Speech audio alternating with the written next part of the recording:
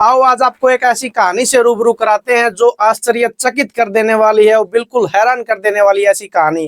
क्या 35 सालों तक कोई जहाज हवा में उड़ सकता है? क्या 35 साल तक उसमें इंसान जीवित रह सकते हैं? क्या 35 साल तक का उसमें खाना था? क्या 35 साल तक का उसमें ईंधन था? कैसे लोग जीवित रहे और 35 साल तक वो हवा में रहा तो रहा कहाँ, लेकिन 35 साल के बाद लैंड हुई एक ऐसी एरोप्लेन। आओ उसकी चर्चा करते हैं। राम राम दोस्तों, आज आपके सामने पेश है एक ऐसी कहानी, एक ऐसी दुर्घटना जो आश्चर्यजनक भी है और अद्भुत भी है।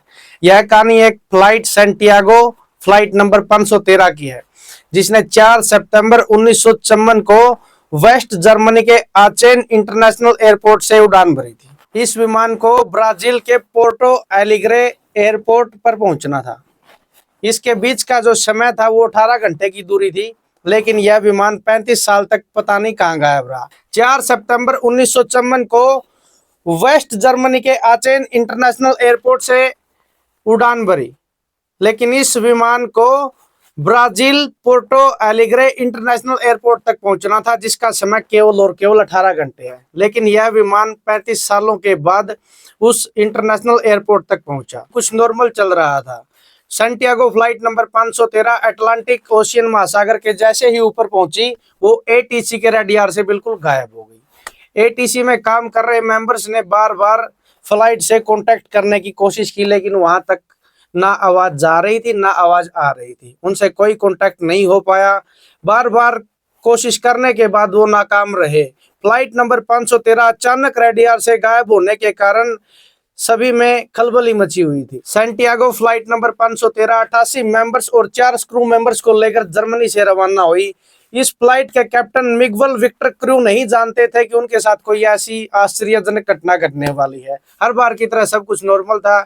जैसे ही फ्लाइट अटलांटिक ओशियन महासागर के ऊपर पहुंची, वो एटीसी के रडार से बिल्कुल गायब हो गई।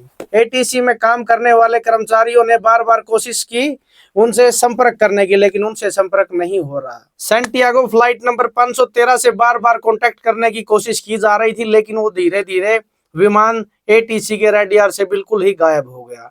ब्राजील और जर्मनी के उच्च अधिकारियों की टीम बुलाई गई। कुछ समझ में नहीं आ रहा था कि फ्लाइट को समुद्र खा गया या आसमान निगल गया। एटीसी ने ब्राजील और जर्मनी के उच्च अधिकारियों की टीम बुलाई। कुछ समझ नहीं आ रहा था कि फ्लाइट को आसमान निगल गया, समुद्र खा गया। सैंटियागो फ्लाइट जब एटीसी के रडार से गायब हुआ, तब वो अटलांटिक ओशियन महासागर के ऊपर ही बिल्कुल स्थित था, लेकिन धीरे धीरे वो उनकी रडार से गायब हो गया।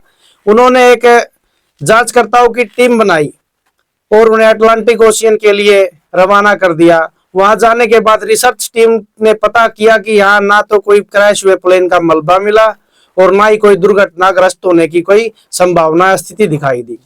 एटीसी में काम कर रहे उच्च अधिकारियों का मानना था कि जहाज समुद्र की गहराइयों में जा चुका है। एटीसी के अधिकारियों ने फिर से अनुमान लगाया कि विमान समुद्र की गहराइयों में जा छुपा है, लेकिन उसके बाद फिर से उन्होंने एक रिसर्च टीम तैयार की। उन्होंने समुद्र की गहराइयों तक जाके देखा, वहां पर कुछ नहीं मिला।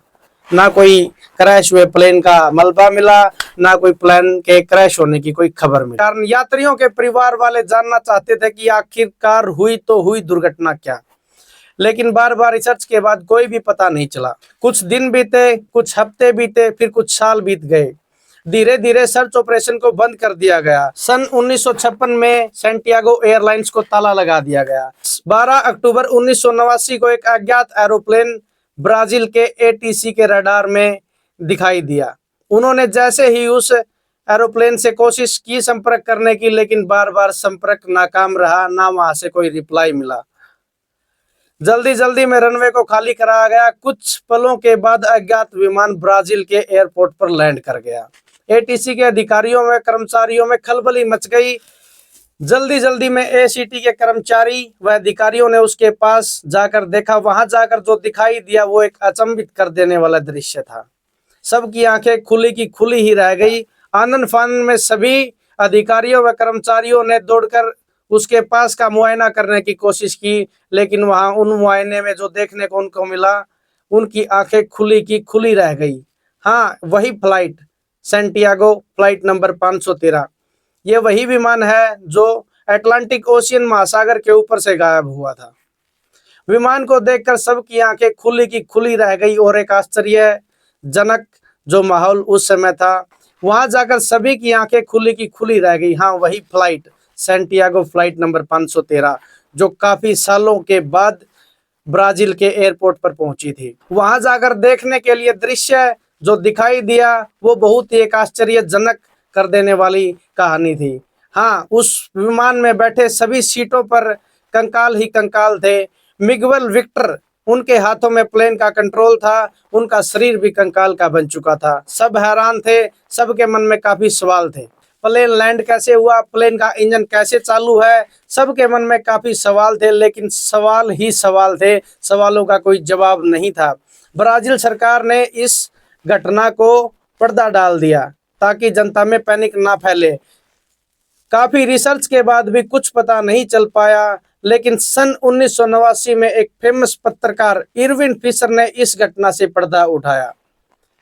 उन्होंने इस खबर को एक न्यूज़पेपर में छापा। जैसे ही यह घटना न्यूज में आई, यह खबर लोगों में आग की तरह फैल गई, लेकिन इरविन ने इस घटना का कोई पुख्ता सबूत नहीं दिया। कुछ लोगों के मन में आज भी काफी सारे सवाल बाकी है, लेकिन लोगों ने इस घटना को दो हिस्सों में बांट दिया। कुछ लोग इसे सही मानते हैं और कुछ लोग इसे गलत मानते हैं।